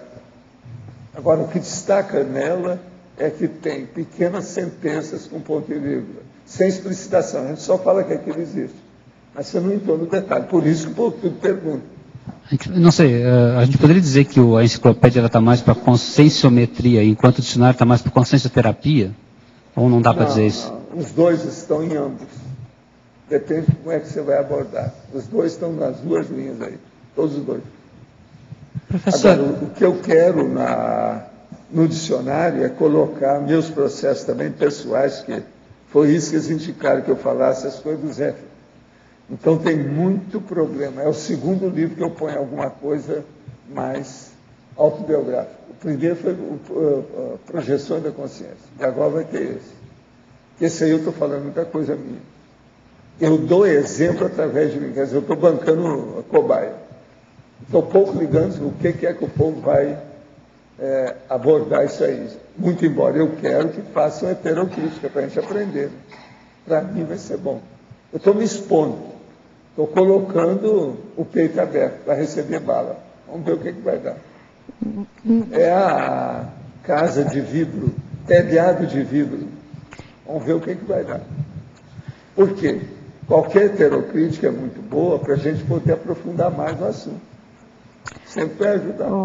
Professor, em termos de entrelinhamento e megagescom, para a sua próxima vida seria esse? Esse aqui é o ponto mais alto que eu de todos os livros que eu escrevi. São mais de 50, né? Uhum. Esse aí é o mais sério. Tá. Eu fico pensando assim, que o Vocês grau... vão ver depois por que ele é mais sério. Não, e o grau de entrelinhamento que tem aqui é um negócio impressionante. Quer dizer, é como se você estivesse fazendo uma radiografia das suas sinapses, dos seus caminhamentos não é todos. Isso. Eu estou mexendo muito através de mim. Eu estou usando a desculpa da minha pessoa para ir no leitor. Não, sem dúvidas vai nos pegar. Mas vai te pegar tem também. Tem uma visão. Vai, mas quem está escrevendo já pegou, né? Agora o processo é pegar o leitor, é isso que eu estou fazendo força. E está pegando até um certo ponto. É muito desafio, é muita... Estou explicaçando. O consulente, o leitor, o lexicólogo, aquele que está lendo. Essa aceleração toda que está acontecendo aqui, ela também tem esse negócio aqui como mote, né? Como a gasolina azul, agora, né? O problema é que no dicionário tem mais coisa, é mais profundo, não parece, ele parece ser muito superficial. A hora que você vai ver, é que você vê a profundidade dele. Pelo seguinte, eu explicito tudo que eu faço. Tem muito mais técnica do que na enciclopédia. Técnica que eu estou falando de comunicação, de escrita, do autorado, o dicionário tem mais. Mas tem que entrar nisso. E outra coisa, não adianta a pessoa ler um verbete e ficar só com aquilo. Ela vai ter que procurar por ela, se ela quiser aprofundar, e ver outros verbetes. Por isso, ele vai ser um dicionário diferente dos outros. Dicionário nenhum tem um índice. Esse aí vai ter um índice de entrada, quer dizer, é uma loucura, né? Mas a pessoa vai ver que eu tenho razão. Precisa do índice de entrada. A introdução, logo de início, vem o índice de todas as entradas. Separar todos os verbetes. O verbete já é uma entrada dicionária, não precisa disso. Então a pessoa vai perguntar, mas por que tem? Deixa lá, vamos ver. Eu estou esperando. Vem quente que eu estou fervendo na defesa da história. Agora, eu acho que até dezembro, talvez, a gente publique o volume. Sabe esse volume? Vamos ver o que dá. É que tem muita coisa que eu quero colocar. Eu dei para a turma ler, ao todo, são 11 que estão lendo, para fazer, derriçar madeira em cima do texto. Um já me entregou. Agora, o que é que se passa? Eu não tinha ainda colocado os latinismos, eu já fiz 100 e tantos latinismos lá. Agora, vou colocar todos os bustos que eu não tinha colocado. Então, tem uma série de condições ainda que vão ampliar o livro, porque é o jeito. Mas é que eu deixei antes, porque pode fazer a revisão sem isso. Né? Agora, os bustos é o seguinte, quando eu cito alguém que tem o busto, eu falo assim, com o busto no caminho da lógica. Está entendendo? Todos que tem, vou pôr, para explicar. Não, é citar que tem o busto. Entende? Agora, o latinismo. Eu estou pegando tudo que tem ideia mais séria e colocando o latinismo quando eu posso, quando a gente encontra o original, a tradução, o autor e as datações do autor. Tudo ali. Entende? Se ele tem busto, vai lá. Com busto no caminho da lógica. Então, tudo eu estou matando a cobra, mostrando a etnia da cobra, de onde ela veio, como é que é, e tudo que eu posso. Está muito mais, por exemplo, essa citaciologia que eu estou fazendo de latinismo, ela é mais detalhista do que da própria enciclopédia. Entende? Muito mais profundo. Agora aqui, para ver a verbetógrafa. Na ideologia, página 5, poderia ampliar no ciclo persecutório.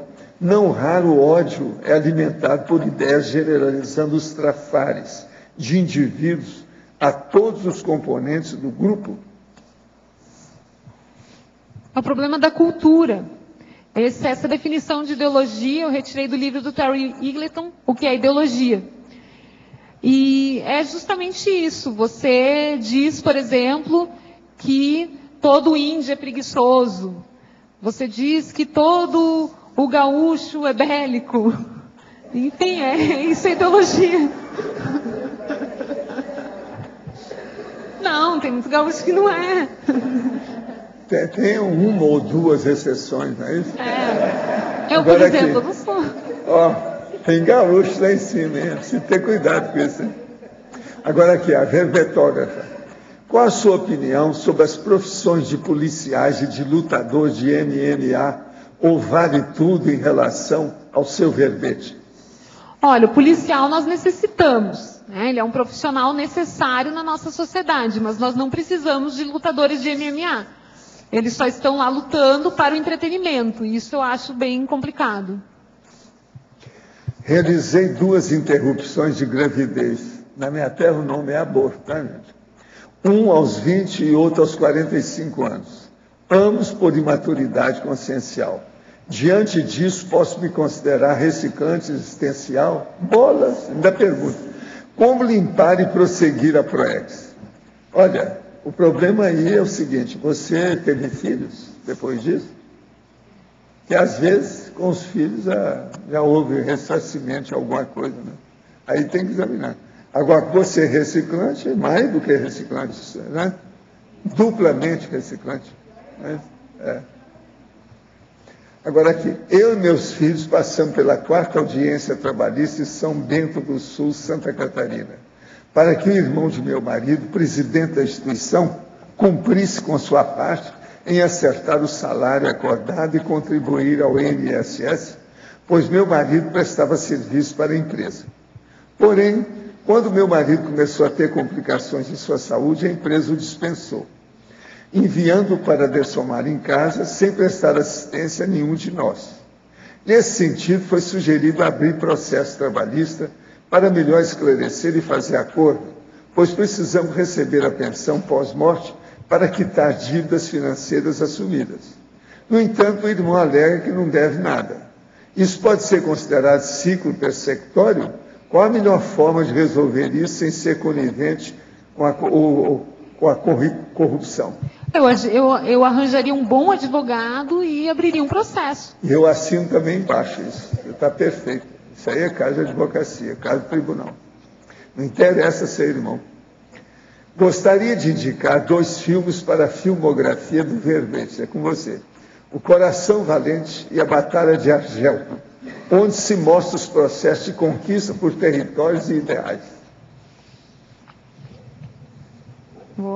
Coração Agora, Valente. Se for indicar filme, você está perdida, né?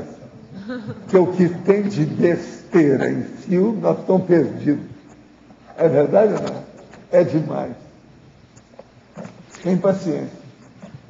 Professor. E tudo tem o processo persecutório. Sim? Aqui. Sou eu de novo. Por favor, mais uma pergunta com relação a essa listagem aqui da página 33. Que a gente não cobra nada, pode perguntar. Obrigada. É o seguinte, na questão de conteúdo e forma. A letra E, ali na página 33, a letra E, o senhor traz a questão do Sesc Pedalismo, né? E a minha pergunta é, os vocábulos Sesc Pedais, eles estão então relacionados à questão da forma. E as demais classificações é mais de conteúdo. Então, mas olha, só tem aí aquela história que o meu amigo falou. Quando uma palavra é longa, comprida, você está entendendo que cresceu mais, que é Sesc Pedal, geralmente o conteúdo é complexo. Isso é processo do alemão, e esse tem razão. Sim. Então, veja, a hora que você falou Sesc Pedal, você já está falando em conteúdo. Sim. Isso aqui é o chato, matéria de forma. Sim. Tem lógica? Eu pergunto para vocês. Você sabe que tem Sesc Pedal, que eu já escrevi aí, que tem 6 prefixos. Uma palavra só, em português. Agora, eu acho que com isso eu estou batendo algum recorde por aí, que eu não sei bem o que, mas matéria de português para as Sim. Entende? O número parece também de neologismo, já teve gente que me falando que eu estou batendo recorde, o total que tem. Agora, tudo é ligação. O que é bom do português é que ele permite isso, o idioma, ele é rico. Ele permite fazer isso. Isso não é todo idioma que permite assim. Quer dizer, para alcançar esse nível tão grande. E o melhor da história, que eu acho muito bacana, é que o português quase sempre fecha, inclusive as palavras Sesc Pedais, mas os vocábulos de modo geral, com vogais. Ele termina. Antes do ponto tem uma vogal. Eu acho isso o máximo. Está entendendo? Pensa bem, logia, tem um A no fim. Evoluciograma, tem um A no fim. Então, termina, a boa parte das palavras em português terminam com a vogal no fim. Isso é o máximo. Eu estou cansado de ver idiomas com as palavras pela metade, desgarrada, mutilada, faltando coisa. Olha o inglês, como é que é? É tudo pela metade, que é bárbaro. Agora, aqui não. Isso vem do latino, o processo maior aqui é o que é neolatinas. Eu acho isso o máximo. A questão da logia. É muito sério. Agora aqui, então, o foco...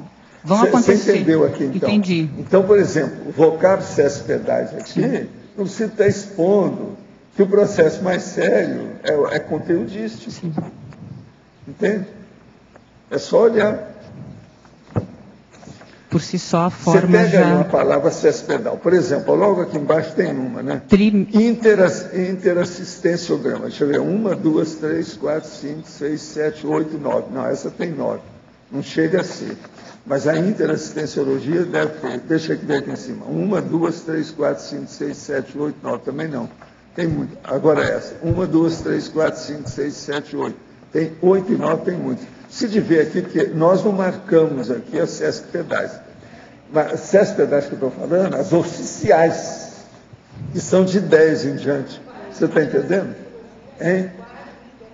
A quadra aí já é. Essa aqui é. Essa tem 1, 2, 3, 4, 5, 6, 7, 8, 9, 10, 11, 12. Essa tem 12. Essa aí já liquidou. Essa já é. Ou seja, é como, então, professor, se o próprio... Como é que é como se a Sesc Pedal falasse por si. Só pelo fato dela ser uma Sesc Pedal. Só na hora que você vê uma palavra comprida, é porque ela tem elementos que estão criando a estrutura dela, complexificando o meaning, o significado, a essência do que ela expõe, do que ela significa. Por si só. Então, o cespedal não é coisa só de fora. O povo tem que entender isso. Por si só impacta. O negócio é sério. Quando sair o dicionário, você vai ter muita coisa para você estudar nisso, você volta a perguntar. Tem lá de 6. Você vai ver como é que o negócio é muito mais sério. Por exemplo, vamos examinar essa que tem 12 sílabas. Quantas coisas ela tem? Interassistenciologia. Ela tem 4 só. Onde é que ela está? Em matéria de prefixo ou qualquer coisa que você for usar. Entende? Professor, é aquela organização do americano. Eu tenho aqui no dicionário, eu tenho aqui na enciclopédia, a maior da enciclopédia, a maior cespedal, tem 17 sílabas.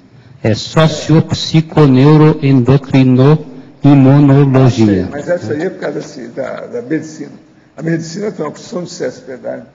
A parte técnica. Eu quero ver são aquelas que não tem nada, que não tem nem com bioquímica, nem com nada. Isso aqui é pior, porque se você colocar bioquímica nesse negócio, vai longe.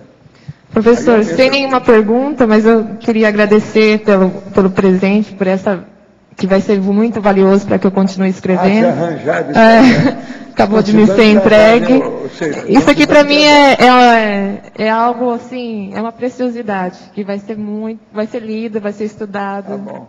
E olha, muito obrigada. Leia desancando. Obrigada, tá certo. A verbetógrafa. Um ciclo persectório pode acontecer entre pessoas da mesma família atual? Como sair disso? Acabei de ler a outra aqui, que é isso? Claro que sim. A última pergunta foi essa, né? O conflito entre as famílias S e A. Que eu do irmão. Olha o irmão perseguindo o povo. Tem uma bibliografia aqui que eu falo sobre isso, que fala sobre isso, que é essa... Não é essa aqui. É a 7ª, da Dália Maria Maia, Conflito e Família, Formas de Sociabilidade no Sertão Cearense. Ele fala bem sobre isso, sobre as brigas entre famílias. É um artigo. Tamara, aqui no ar, por favor. Fatologia.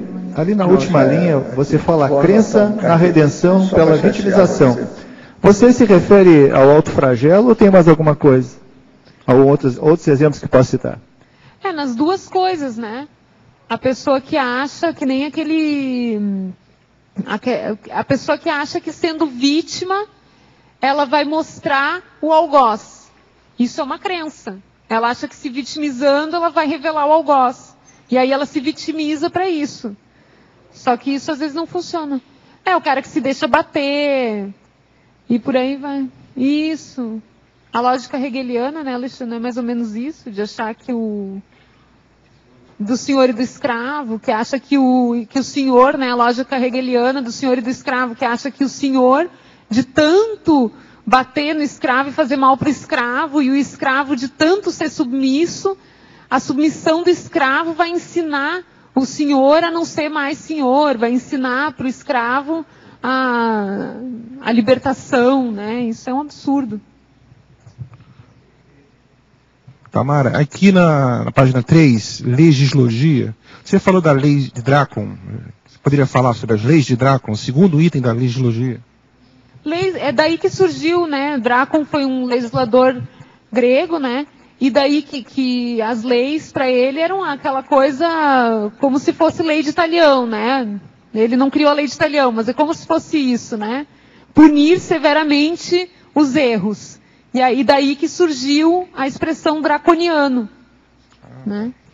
Você abordou também na sua fala da apresentação do verbete hoje o aspecto da reurbanização que é precisa, o planeta ainda é doente e que seria necessário, então, a gente é muito nosográfico e isso predomina hoje, a nosografia, não foi isso que você colocou? Será que o ponto-chave não seria a questão das lideranças? A gente, a partir da qualificação das lideranças, a gente conseguir, trocando as lideranças, fazer uma co-liderança, fazer uma liderança mais cooperativa? Aí só quando a média da humanidade já estiver melhor, vai ser possível. Agora eu não tenho muita... Porque se existe um ciclo persecutório é porque os líderes que estão aí, eles têm a síndrome do Rottweiler, né? É o processo de não largar o osso, né? Isso tem em todos os lugares, né? A gente tem que evitar o quixotismo, né? Você ser o Dom Quixote, achar, vamos qualificar as lideranças. Não dá. Política, hoje em dia, na minha opinião, pelo que eu leio de política, é muito difícil você qualificar os líderes políticos. Tem muita corrupção, o processo político-econômico está extremamente anticosmoético. Eu não vejo solução. Eu concordo com você. A curto prazo. Concordo com você, mas o que existe de fato pequenas soluções aqui é que a gente gosta desses líderes, assim. A gente gosta desses líderes. Parece que a sociedade gosta desses líderes autoritários. A gente fazer agora um verbete sobre jornalismo. Eu? Mas eu nem sou jornalista. Inclusive, já joguei o tapete vermelho lá para nossa amiga lá. Quero ajudar ela lá no processo de... Não, porque você é boa no seu posicionamento, nas coisas que você faz, tem muita lógica. Você é boa. Tem muito a ensinar, né? Ela é veemente, coloca os nomes tudo certinho no lugar.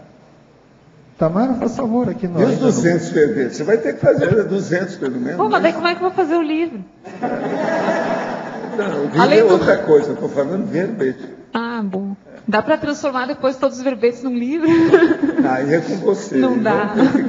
Tamara, aqui na página 1, voltando, estrangeirismologia. Podia explicar os 3 últimos? Estrangeirismo? Os 3 últimos ali, faz favor. O mobbing é a prática de bullying nas organizações, né? É pegar aquele que representa um perigo para a organização, porque ele é mais talentoso, e começar a detonar com ele, para ele não ser uma ameaça ao poder daquela organização. Tá? Hot pursuit é perseguição quente. Essa é a tradução, né? Pelo menos. E a mesaliança é a aliança negativa. As alianças negativas. São sinônimos, E o acoso? Oi? O acoso é sinônimo de bullying. Acoso moral, como acossar. Se fosse... Acossar, é como se fosse assédio moral em espanhol. Em espanhol, assédio moral é acoso, né? Assolar, é uma palavra em espanhol. Acossar, instigar o animal. Eu, por exemplo, aqui eu não sei quem é que acossa quem. São vocês que me acossam ou eu que acosso você? Não sei. Eu só sei que eu estou na minha casa-mata de defesa. Aqui, ó. Tamara, aqui no ar. Sobre a pergunta do Cláudio, novamente, políticas públicas, liderança. Tem um bom exemplo da Coreia do Sul, né? Tem uma reportagem na Veja, dessa semana, que mostra a questão da Coreia, que foi, por mais de 4 décadas, eles foram colônia japonesa, há 40 anos eram miseráveis, e hoje o investimento maciço no ensino com política pública é um país hoje de primeiro mundo e, inclusive, está superando o Japão, né? Em termos de renda per capita, né? Enquanto a Coreia do Norte, que nessa questão comunista se separou, é uma ditadura anacrônica lá, né? Então, de fato, há casos que o investimento em educação, de fato, faz a diferença e pode reverter, né? Interromper esse ciclo aqui, né? O povo coreano, da Coreia do Sul principalmente, não se submeteu a essa questão com a colonização japonesa. Né? A educação é um investimento a muito longo prazo. Sim, né? mas eles em 20 anos, em 20, 30 anos, eles reverteram isso. É um investimento em educação. Agora, ó, eu chamaria a atenção de vocês, a revista Veja dessa semana, que está nas bancas, é uma reportagem impressionante sobre molestação infantil. Sim. De mulher, etc. Tal. Vale a pena ver isso. É uma das maiores reportagens que eu já vi em português até agora, sobre esse processo. Tem duas, tem também dois presidentes molestando o ministro do Supremo Tribunal Federal lá, né? A Xuxa podia ser um exemplo aqui, né? No ciclo persecutório. Está lá no meio. Ela já foi eles colocam o povo desconhecido e a turma que é celebridade. Tem tudo lá na reportagem. Sim. A reportagem é uma das mais completas que eu já vi em português até agora, sobre esse assunto.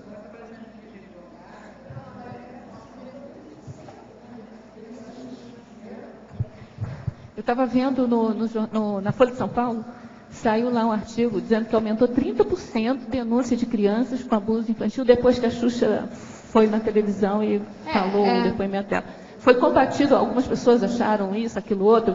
Ela teve vários tipos de crítica, né? Mas foi positivo. Mas foi positivo, no final das contas. Agora, ainda nós vivemos, eu escrevi isso no dicionário, processo de molestação, pedofilia, essas coisas, ainda são casos de subnotificação. Eles ainda não apareceu nem a metade da realidade que está aí. Quem dá aula eu sei que criança, das minhas coisas interior, como é que era, eu que sei. Teve gente que queria me matar só por causa da realidade que eu peguei disso aí. E teve caso pior ainda, que foi o caso daquela mulher que chegou com um revólver lá. Se eu não tivesse jogado bastante energia nela, eu teria levado bala, a filha dela tinha levado e o marido. O marido levou a menina, filha dele, que estava grávida dele. Agora, a mulher ficou sabendo, entrou no meu consultório, passou por aquele montão de gente lá na porta, foi entrando, derrubando tudo com o revólver na mão. A hora que ela chegou com o revólver, todo mundo se afastou. Eu agora mato vocês três. Chegou e falou isso para mim, no meu consultório.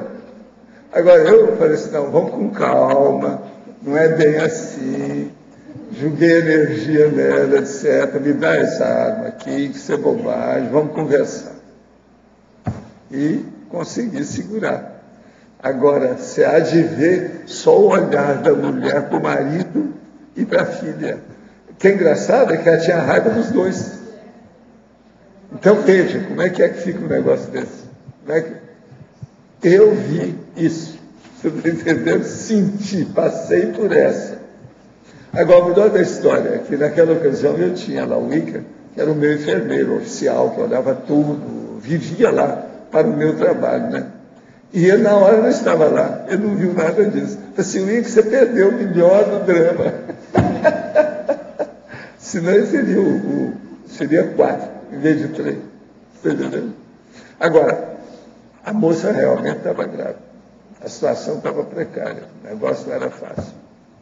Agora, o melhor da história não foi isso, não. O melhor da história é que a moça, devido ao problema daquele processo, passaram-se uns dias, ela teve um problema nervoso com aquela coisa toda, houve um aborto espontâneo. O negócio deu para trás. Agora, você sabe, às vezes isso é por causa da própria sanguinidade, a consanguinidade já faz isso, já predispõe, não é isso? Então, o caso lá foi, mas agora, todo mundo ficou separado. Tempos depois, mais um ano depois, eu queria saber como é que estava a família. Falei assim, ó, cada um está vivendo separado do outro. A filha de um lado, o pai do outro e a mãe do outro lado. Ninguém estava mais junto. Não deu jeito, nunca mais. Agora, esse foi o pior desse povo, porque eu atingia muita gente com processo de pedofilia, e incesto, e molestação, e cada caso. Tem demais, isso tem demais. Quem dá aula para criança sabe, tem muito. Pois é. Agora, o problema é que eu atingia muita criança, muita coisa, eu vi o jeito, via a criança com marca, você está entendendo? Na pele. O que vocês fazem? Vocês também, vocês sempre denunciam? Como que faz? No meu caso lá, eu denunciava até o pingo do i, tudo que eu podia. Eu colocar para frente. Tudo. Agora, isso me deu problema, lógico. Mas agora, o negócio era fácil. E as pessoas adultas já que contam que foram molestadas e não denunciam, qual que é a orientação?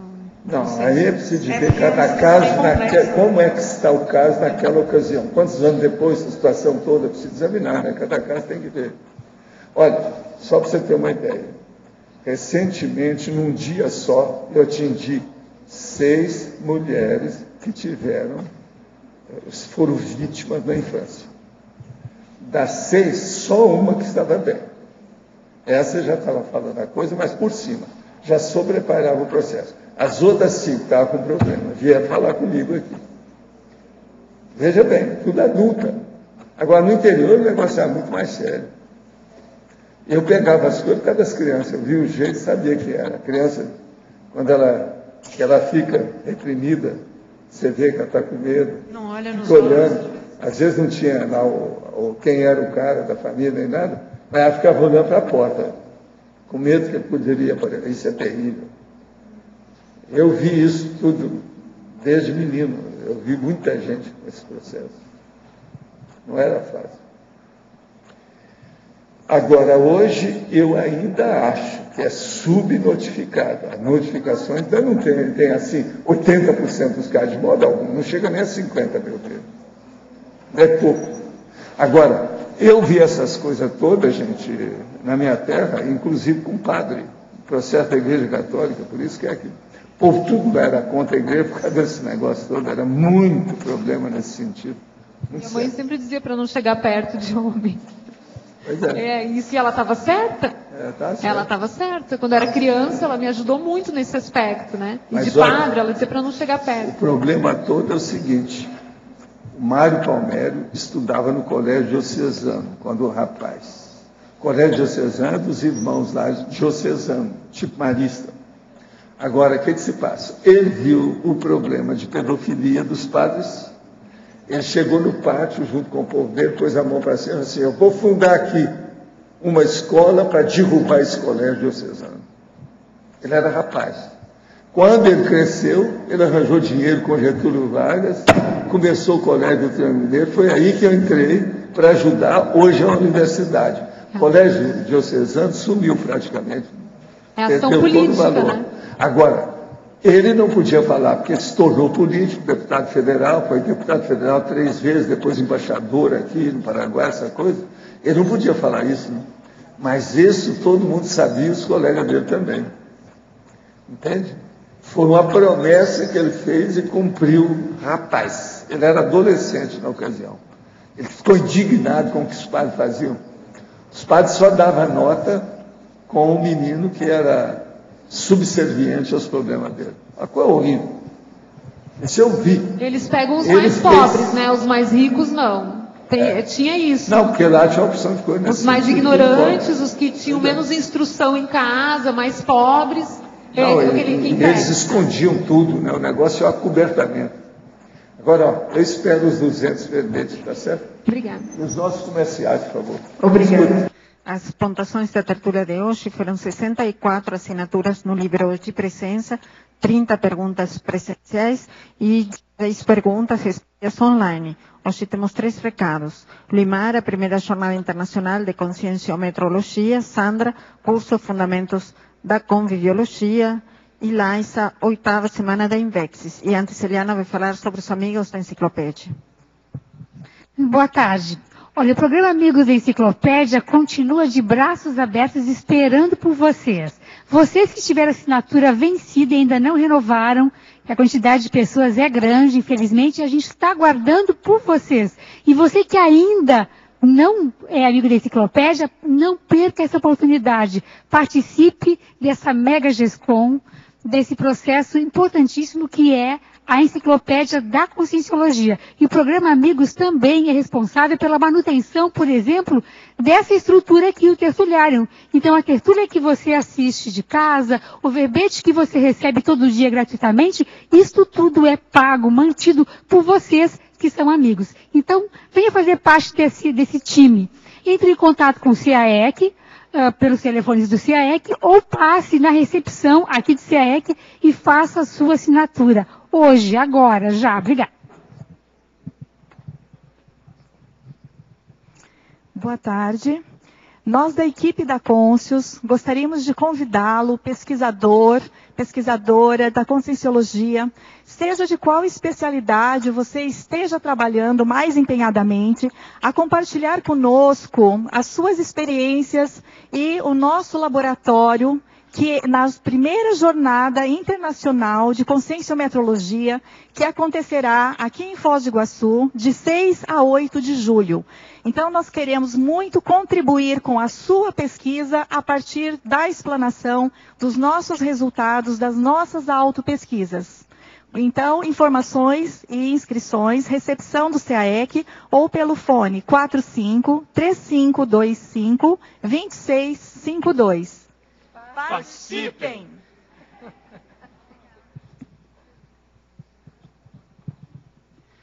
Boa tarde a todos. O Colégio Invisível da Conviviologia e o CIAEC convidam para o curso Fundamentos da Conviviologia, que ocorrerá dias 24, 25 e 26 de agosto desse ano. Nós vamos destacar hoje o campo bioenergético com os EPICONs, professor Hernande Leite e Marina Tomás. Então, nós vamos ter um campo bioenergético após todas as aulas e depois teremos um debate para discutir as percepções e parapercepções da conviviologia e da paraconviviologia.